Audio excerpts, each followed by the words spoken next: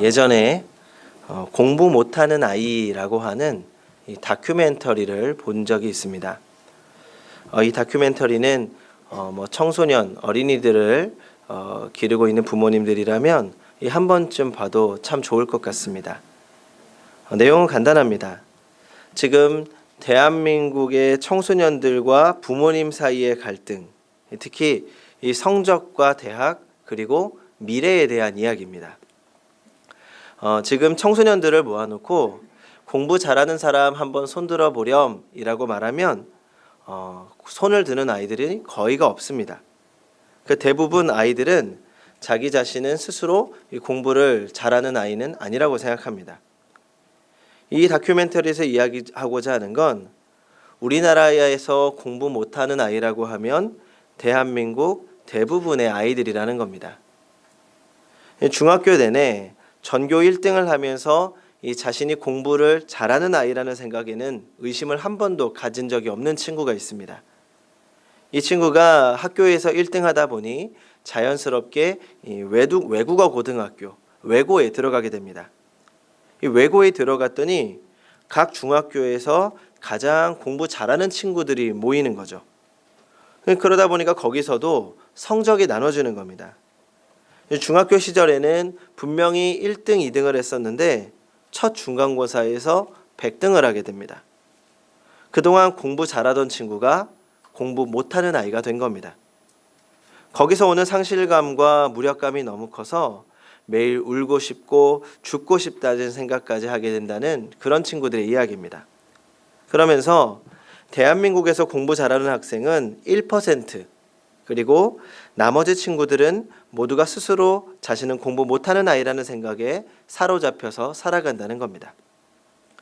그런데도 여전히 부모님들은 자식들이 좋은 대학에 들어가길 바라고 청소년들은 자신의 적성에 맞지도 않는 공부를 하면서 스스로 공부 못하는 학생이라는 생각에 사로잡혀 무기력하게 살아간다는 이야기입니다.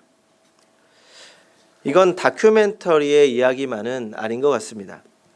제가 청소년 사역을 오래 하면서 아이들과 이야기하다 보면 느끼는 것 중에 하나입니다.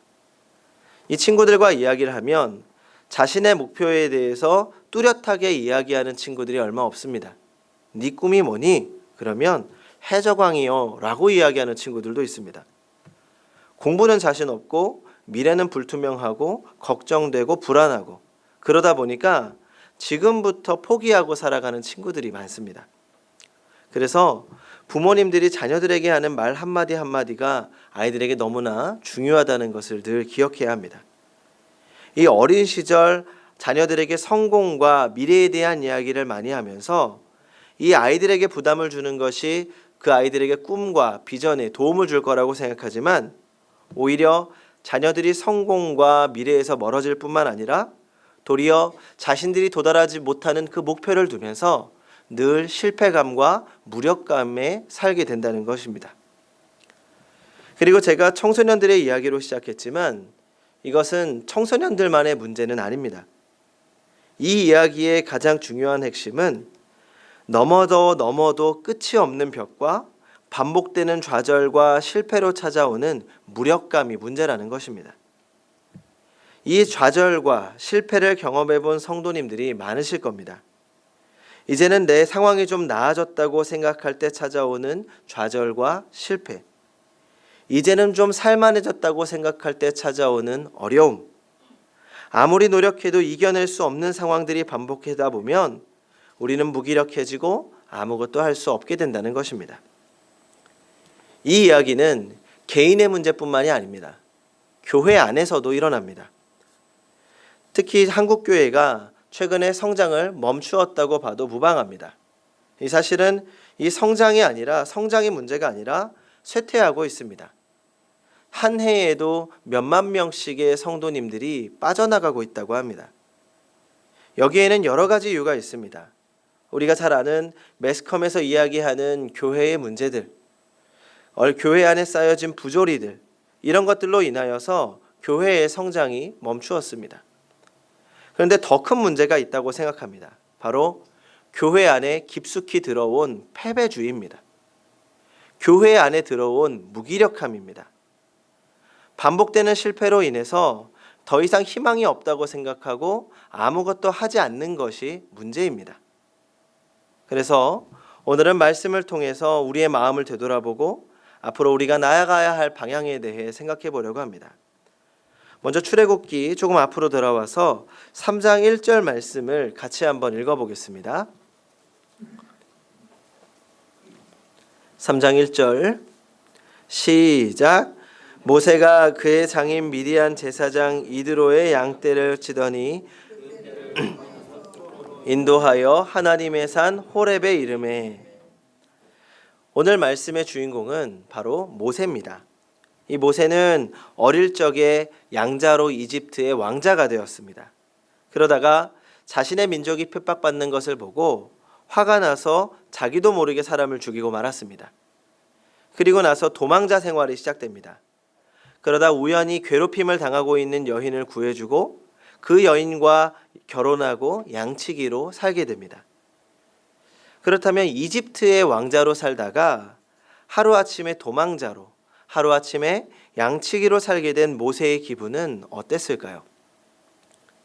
우리나라 최고 부자군의 중 하나가 청담동입니다. 이 청담동에 사는 사람들이 가지고 있는 생각 중 하나는 이 청담동을 벗어나게 되면 실패했다고 생각한다는 겁니다. 단지 청담동에서 다른 동네로 이사를 했다는 것만으로 나는 내 계급이 떨어졌다 혹은 나는 실패했다라고 생각한다는 겁니다. 근데 한번 생각해 보겠습니다. 대기업 회장 아들로 살다가 갑자기 망해서 하루하루 벌어가는 아르바이트로 살게 된다면 어떤 기분일까요? 아마 답답하고 화가 날 겁니다. 하루 이틀 어떻게든 예전의 영광을 위해서 살아보겠지만 그게 쉬운 일이 아닙니다. 안 됩니다. 이 가끔 드라마를 보면 회장이었던 아들이 아르바이트하다 실패를 겪고 다시 그 회자를 차지한다는 그런 기가 막힌 역전 드라마가 많이 나옵니다. 하지만 현실은 그렇지 않습니다. 절대 회복하지 못하고 실패감과 무력감 속에서 살게 될 겁니다. 모세도 마찬가지 아니었을까요? 양을 치면서 이렇게 생각했겠죠. 내가 양이나 치고 있을 군번이 아닌데 내가 어쩌다가 이렇게 살고 있을까? 그렇다고 다시 돌아갈 용기도 없고 그렇게 하루 무기력 속에서 살고 있었습니다. 그러던 어느 날이었습니다. 우리 3장 2절을 같이 한번 읽어보겠습니다. 시작. 여호와의 사자가 떨기나무 나오는 불꽃 안에서 그에게 나타나시니라. 그가 보니 떨기나무에 불이 붙었으나 그 떨기나무가 사라지지 아니하는지라. 이 평소처럼 무기력하게 양떼를 먹이고 있는데 저기 산에 보니까 어떤 나무가 불에 활활 타고 있었습니다. 그런데 신기하게도 나무는 전혀 타들어가고 있지 않았습니다. 그 속에서 하나님의 사자를 만나게 됩니다. 그리고 이야기를 들어보니까 너무 황당한 이야기를 하는 거죠. 이제 네가 가서 애굽에서 고통받고 있는 이스라엘 백성들을 구출해내라는 겁니다. 이 명령을 들었던 모세의 기분은 어땠을까요? 이미 모세는 실패와 무력감으로 가득 차 있었습니다. 하루하루 힘없이 양치기를 하고 있었습니다. 그래서 모세는 할 수 없다고 하나님께 이야기합니다. 10절 말씀을 같이 읽어보겠습니다. 오늘 본문 4장 10절입니다. 시작. 모세가 여호와께 아뢰되 오 주여 나는 본래 말을 잘하지 못하는 자니이다.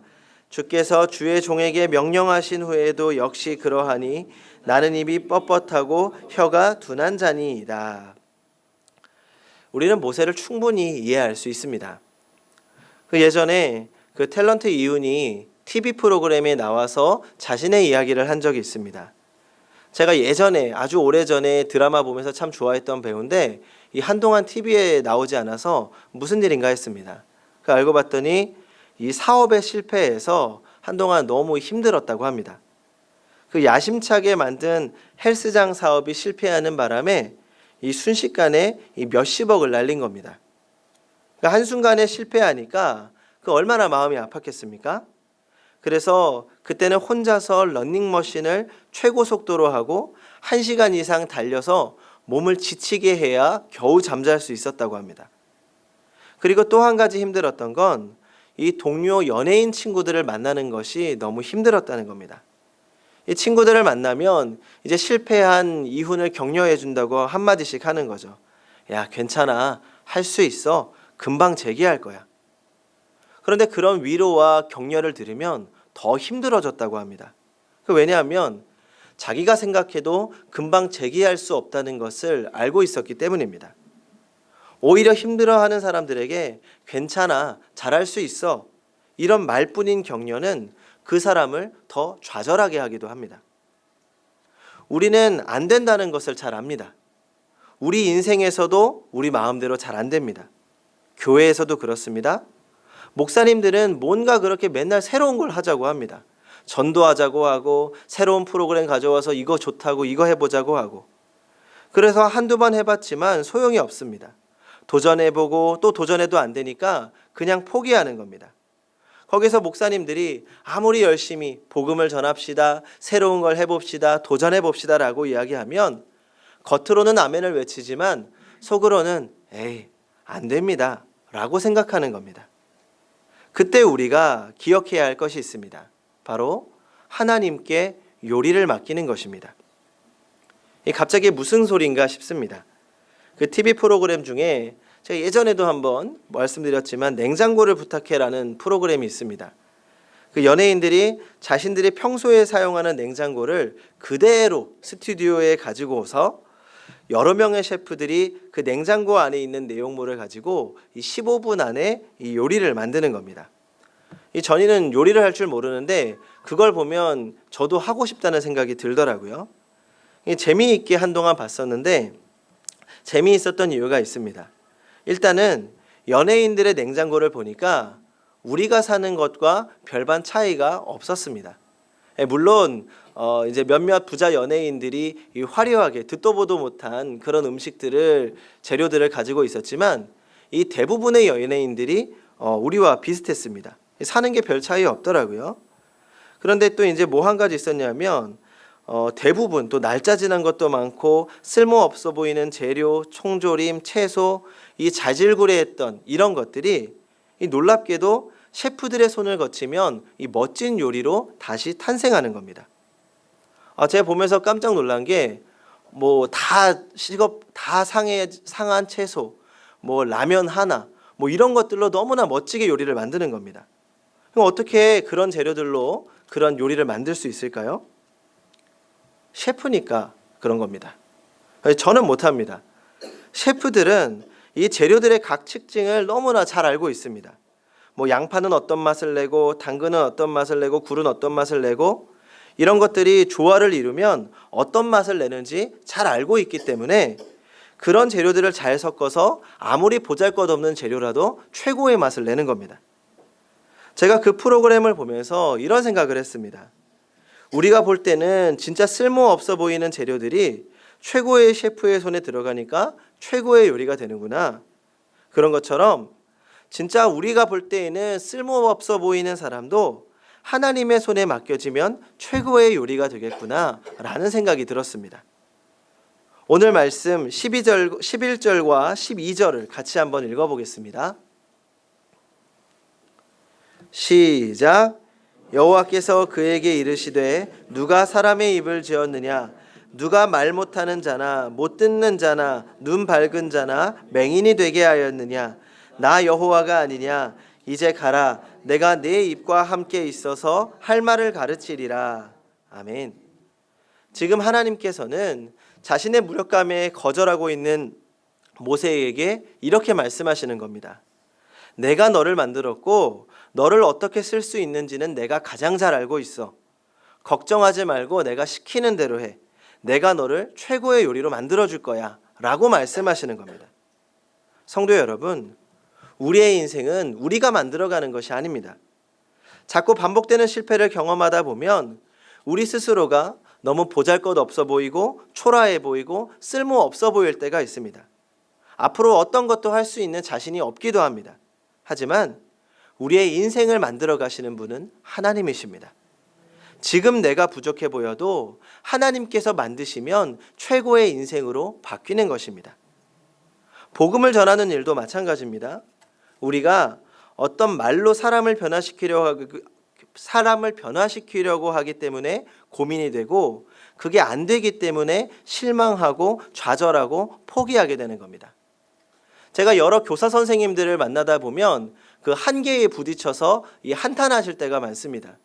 내가 1년, 2년 아이들에게 매일같이 매 주일마다 말씀을 가르치지만 아이들이 도저히 변하지 않는다는 겁니다. 내가 열과 성의를 다해서 가르쳐봐도 꿈쩍도 하지 않더라는 겁니다. 이 당연한 겁니다. 제가 설교를 하고 누군가에게 복음을 전하면서도 그런 걸 느낍니다. 절대로 내 말에 누군가 영향을 받지 않는다는 겁니다. 이 설교를 하다 보면 이 어떤 때는 정말 너무 준비가 잘 돼서 빨리 이 말씀 가지고 주일에 설교하고 싶을 때가 있습니다. 그러면 막 기대되는 마음으로 설교단에 올라와서 신나게 설교합니다. 그리고 나서 내려가면 반응이 제가 또 생각했던 거랑 다른 겁니다. 분명히 은혜 받았습니다라고 하는데 표정이 뭔가 미묘합니다. 그런 표정을 보면 제 마음이 갑자기 어두워지는 거죠. 그리고 또 어떤 때는 설교 준비하는 게 너무 힘든 겁니다.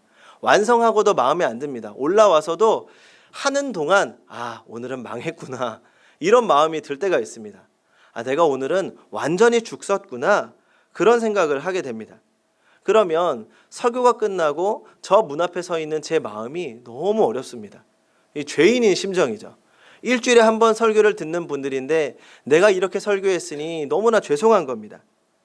그런데 그날따라 이 환하게 웃으시면서 은혜 받았습니다 라고 하시는 분들이 많습니다.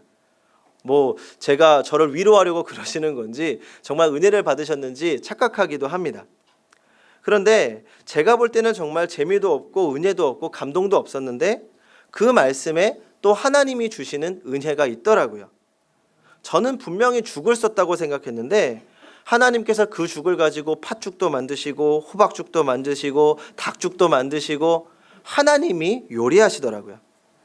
그런 일을 몇 번 하다 보니까 분명히 깨달아지는 겁니다. 내 말에 힘이 있는 것이 아니라 하나님께서 어떻게 요리하시는가에 따라서 달라지는구나.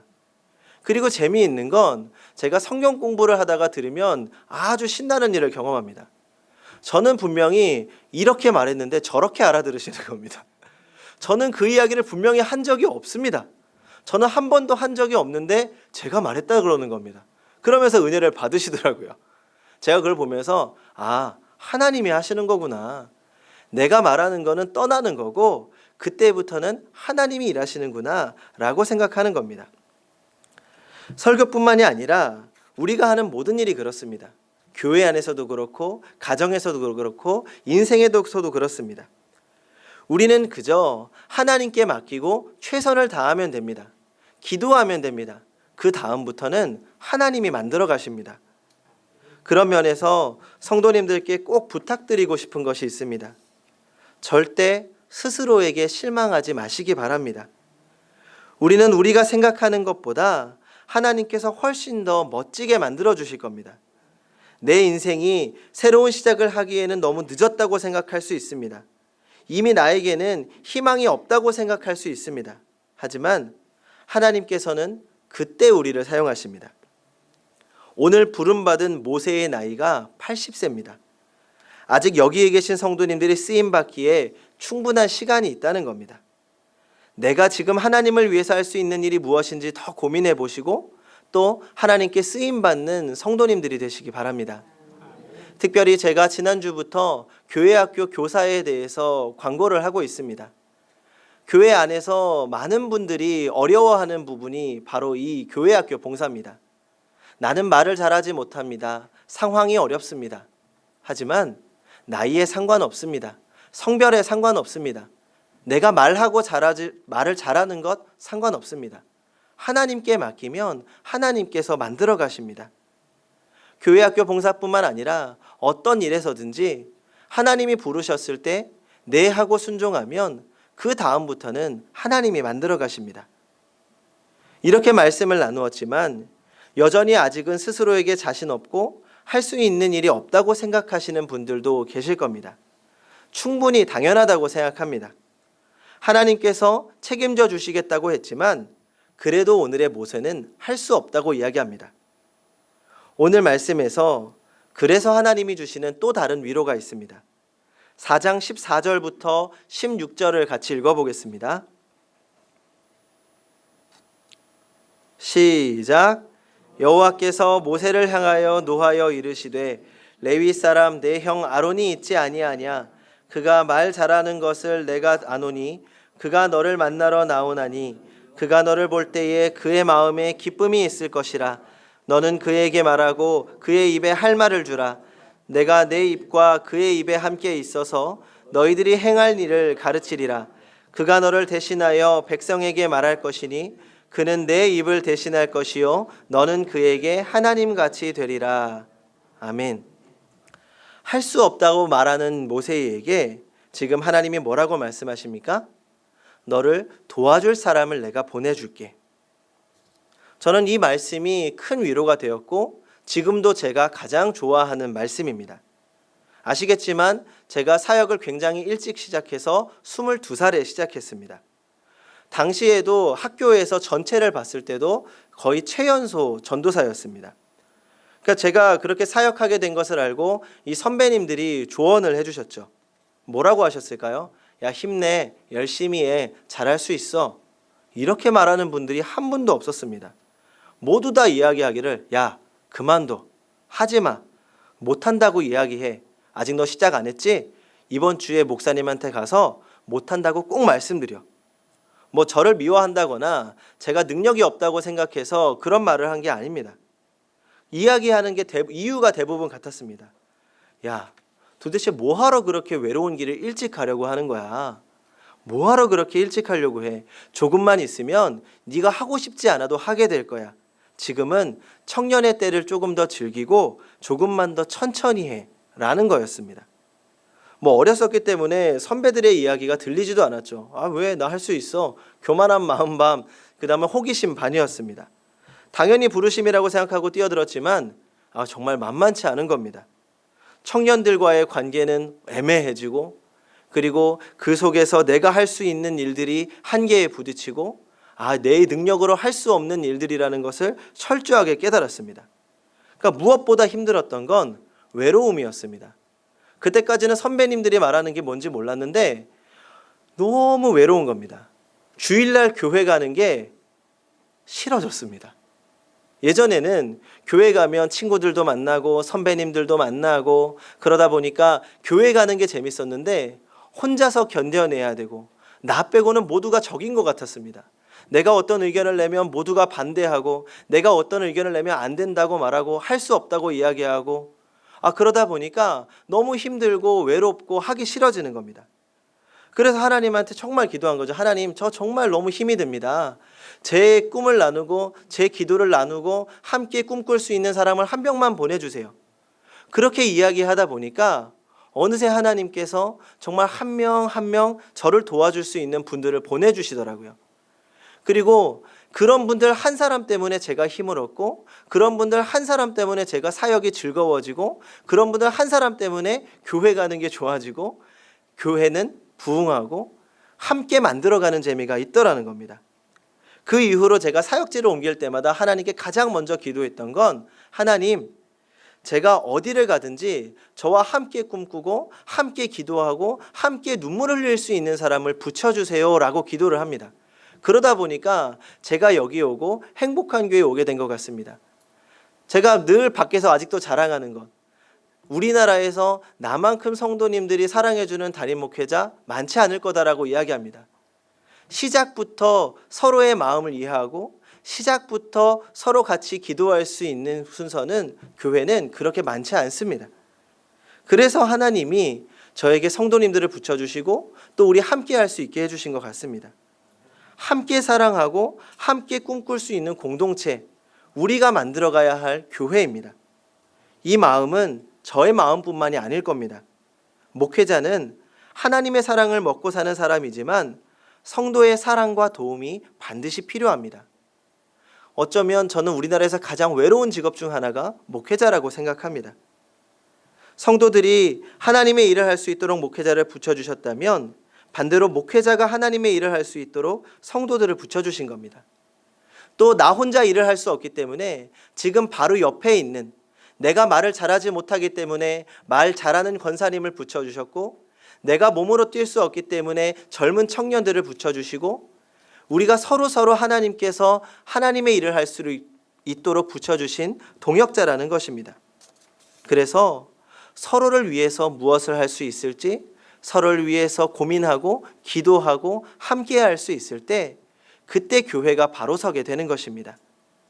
성도 여러분, 저는 우리 성도님들이 하나님께 크게 쓰임받는 성도님들이 되기를 바랍니다. 그리고 우리 행복한 교회가 하나님께서 사용하시는 교회가 되기를 바랍니다. 세상이 맛볼 수 있는 최고의 요리가 되기를 바랍니다. 그러므로 반복되는 실패와 무기력에서 벗어나 하나님께 맡겨 새로운 도전과 새로운 꿈을 꾸시기 바랍니다. 그리고 우리 지체들과 함께 하나님의 나라를 세워갈 수 있기를 바랍니다. 기도하겠습니다.